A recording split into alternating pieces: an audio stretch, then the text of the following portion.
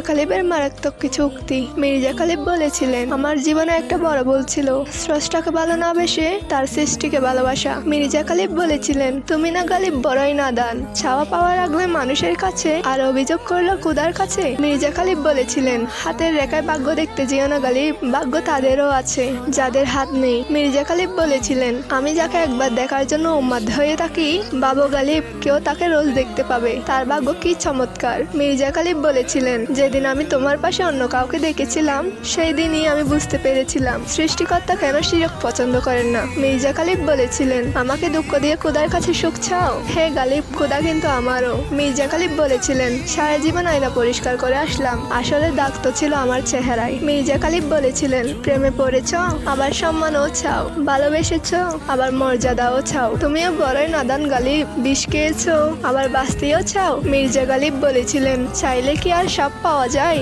গালিব, ভাগ্য তো আর কবিতা নয় যে নিজের হাতে লেখা যায়।